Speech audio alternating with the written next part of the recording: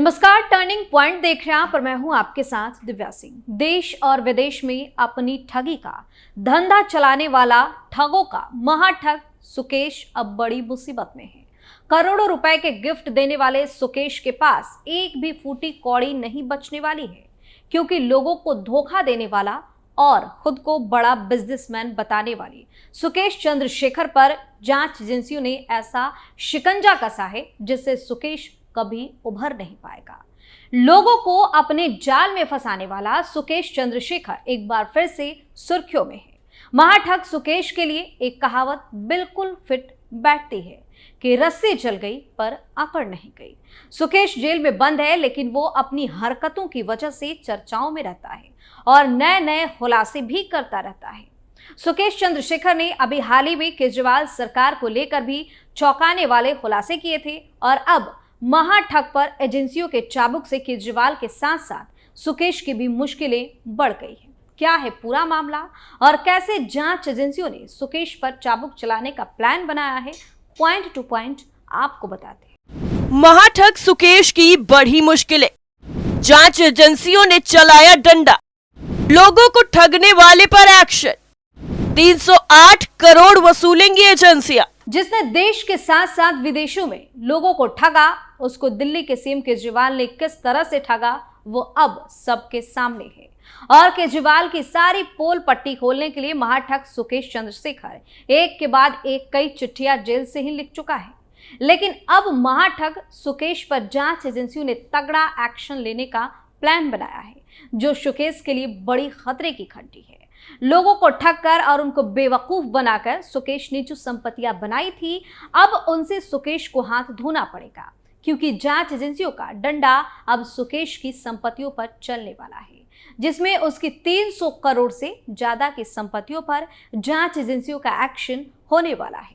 दरअसल बेंगलुरु में 28 नवंबर को महाठग सुकेश चंद्रशेखर की जब्त की गई 12 लग्जरी कारों की नीलामी होगी।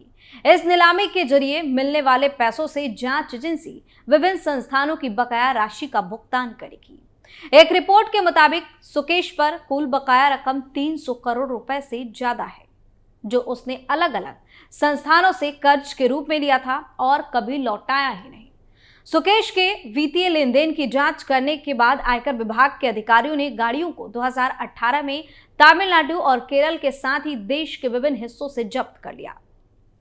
बेंगलुरु में सुकेश के जिन वाहनों की नीलामी की जाएगी, उनमें 11 चार पहिया वाहन शामिल हैं, जिसमें Rolls Royce, BMW, pores, Jaguar जैसी हाई एंड कारें शामिल हैं। ये गाड़ियां अच्छी स्थिति में हैं।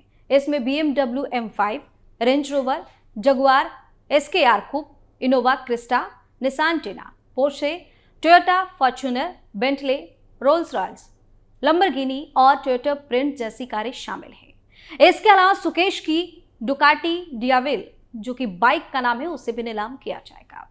नीलामी के लिए इन वाहनों की शुरुआत कीमत 2 लाख से 2 करोड़ तक रखी गई है। इन गाड़ियों को नीलाम करने के बाद इन पैसों से उन सब की उधारी चुकाई जाएगी जो सुकेश ने लिया था और वापस करने की कभी सोची ही नहीं। सुकेश पर 200 करोड़ की ठगी करने का आरोप। सुकेश चंद्रशेखर पर रैनवैक्सी के पूर्व प्रमोटरों की पत्नियों के साथ 200 करोड़ की धोखाधड़ी करने का भी आरोप है।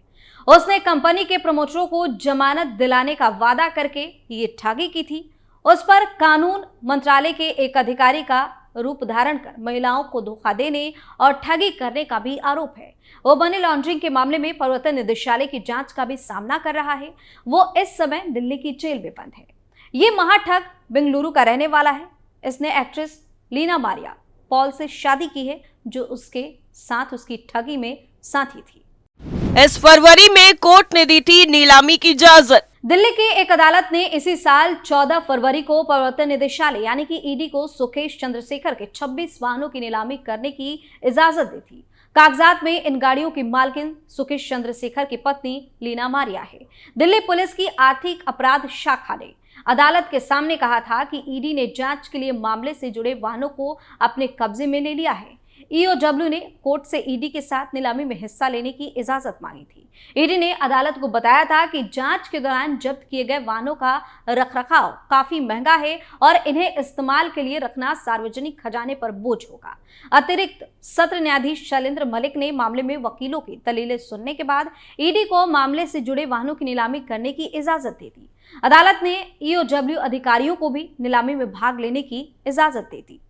कैसे शुरू हुआ ठगी का धंधा? सुकेश को पहली बार 17 साल की उम्र में धोखाधड़ी के एक मामले में गिरफ्तार किया गया था, जब उसने एक जाने माने वरिष्ठ राजनेता के बेटे का दोस्त होने का दावा करके एक पारिवारिक मित्र को 1.5 करोड़ रुपए का चूना लगा दिया। सूत्रों के मुताबिक एक बार सुकेश ने बेंगलुरु के पुलिस आयुक्त के जाली हस्ताक्षर कर एक प्रमाण पत्र प्रकाशित कर दिए, जिसमें दावा किया गया था कि वो कर्नाटक में कहीं भी गाड़ी चला सकता है। हालांकि उस समय वो नाबालिग था। कई सालों तक सुकेश ने एक पूर्व मुख्यमंत्री के पोते के रूप में अपने आप को पेश किया और सैकड़ों लोगों को धोखा देकर कई करोड़ रुपए भी कमा लिए। बाद में उसने किंग इन्वेस्टमेंट नाम से एक कंपनी शुरू की और निवेशकों से 2000 करोड़ रुपए ठग लिए। साल 2017 में चंद्रशेखर को अखिल भारतीय अन्ना द्रविड़ मुनेत्र कड़गम के उप महासचिव टीटीवी दिनाकरन का बिचौलिया होने का दावा कर 2 पत्ती चुनाव चिन्ह दिलवाने का झांसा देने के मामले में दक्षिण दिल्ली के 5 स्टार होटल से दिल्ली पुलिस की क्राइम ब्रांच ने गिरफ्तार किया। इसके बाद फोर्टिस हेल्थ केयर के प्रमोटर शिविंदर मोहन सिंह की पत्नी आदिति सिंह के धोखाधड़ी मामले में दिल्ली पुलिस की क्राइम ब्रांच ने उसे गिरफ्तार किया था, जब वो 2 पत्ती मामले में अंतरिम जमानत पर था। दिल्ली पुलिस ने चंद्रशेखर को एक न्यायाधीश के आवास पर देखे जाने के बाद 8 दिनों की पुलिस हिरासत में भेज दिया। 2 पत्ती मामले में सुकेश चंद्रशेखर ने 50 करोड़ रुपए चुनाव आयोग के अधिकारियों को अपने पक्ष में करने के लिए मांगे थे। साल 2021 में सुकेश चंद्रशेखर को 5 अन्य जेल अधिकारियों के साथ 200 करोड़ रुपए के संबंध में गिरफ्तार किया गया था। यह पैसा उसने कारोबारी शिवेंद्र मोहन सिंह की पत्नी आदिति सिंह से उनके पति की इस मामले में जेल से रिहाई के तौर पर मांगे थे। आरोप लगा था कि तिहाड़ जेल की सलाखों के पीछे बैठकर उगाही का पूरा नेक्सस तिहाड़ अधिकारियों की मदद से ही चलाया जा रहा था। पैसे के दम पर सुकेश तिहाड़ में ऐशो आराम की जिंदगी जी रहा था। जेल के अंदर से ही सुकेश अपना ठगी का पूरा धंधा चला रहा था। खुलासा होने पर सुकेश को ठगी में इस्तेमाल एक आईफोन 12 प्रो मैक्स और एक Samsung phone Israeli phone number के साथ गिरफ्तार किया गया था। तिहाड़ प्रशासन पर आरोप लगा था कि ये तमाम सुविधाएं उसे करोड़ों रुपए तिहाड़ प्रशासन को बतौर रिश्वत दिए जाने के बदले मिल रही है। सुकेश ने खुद आरोप लगाया था कि वो करीब 9.5 करोड़ रुपए डीजी संदीप गोयल के ऑफिस तक पहुंचा चुका है। इस मामले में भी कोर्ट के आदेश पर दिल्ली पुलिस की स्पेशल सेल ने एफआईआर दर्ज की थी, जिसके बाद तफ्तीश में करीब 35 जेल अधिकारियों और कर्मचारियों की गिरफ्तारी हो चुकी। आरोप था कि जेल में खुलेआम फोन इस्तेमाल करने, बिना पहले से वक्त के कभी भी अपने परिचितों से मिलने, जेल मैनुअल का उल्लंघन कर इसी जेल में बंद अपनी पत्नी मारिया पॉल से किसी भी वक्त मिलने, बैरक में तमाम सुविधाएं मुहैया करवाने के एवज में सुकेश इन जेल कर्मियों को हर महीने 1 से 1.5 करोड़ रुपए देता था। इतना ही नहीं, दिल्ली पुलिस की आर्थिक अपराध शाखा ने इस मामले में पिछले साल नवंबर महीने में रोहिणी जेल के 5 अधिकारियों को गिरफ्तार भी किया था, जो सुकेश चंद्रशेखर को पैसे के बदले जेल में तमाम तरह की सुविधाएं मुहैया करा रहे थे। बात यहीं पर खत्म नहीं होती है। अभी हाल ही में सुकेश चंद्रशेखर के खुलासे से सियासत में बवाल मच गया था। दरअसल ठग सुकेश चंद्रशेखर ने 15 नवंबर को दिल्ली के सीएम अरविंद केजरीवाल को एक लेटर लिखा। सुकेश ने लेटर में केजरीवाल पर आरोप लगाया कि जेल से उगाही की जा रही है। रकम के मास्टरमाइंड वे खुद यानी केजरीवाल हैं। कुछ दिनों पहले केजरीवाल ने सुकेश के खिलाफ एफआईआर दर्ज करने और डिटेल्स इन्वेस्टिगेशन करने की मांग की थी। इसके बाद सुकेश ने केजरीवाल के लिए ये लेटर लिख दिया। हाल ही में सीबीआई ने सुकेश के आरोपों पर एलजी विनय कुमार सक्सेना से सत्येंद्र जैन के खिलाफ मामला दर्ज करने की मंजूरी मांगी थी। सुकेश ने आम आदमी पार्टी के नेताओं और जेल अधिकारियों पर 10 करोड़ रुपए की उगाही करने का आरोप लगाया था। सुकेश ने लेटर में लिखा था कि केजरीवाल, अगर आपका कोई सहयोगी नहीं है तो प्लीज मुझ पर आरोप लगाने और मेरी ईमानदारी पर बात करने की जगह सीबीआई की जांच का स्वागत करिए। मेरे साथ 1-on-1 नार्को टेस्ट करने की हिम्मत रखिए।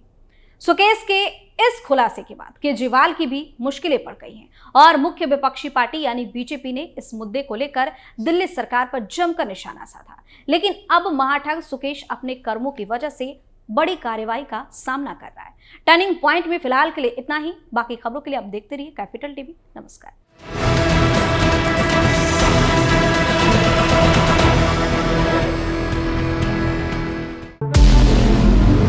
हमारे व्रत, हमारी परीक्षा, लक्ष्य तक पहुंचने की हमारी संयमित प्रतीक्षा। हमारे छठ से और हमारे हठ से पूरी दुनिया वाकिफ है। हमें विकल्प पर नहीं, अपने दृढ़ संकल्प पर अटूट विश्वास है, क्योंकि हार हम मानेंगे नहीं और विपरीत परिस्थितियों पर प्रहार हम छोड़ेंगे नहीं, जब तक हमारी जीत सुनिश्चित नहीं हो जाती, क्योंकि हम बिहार से हैं।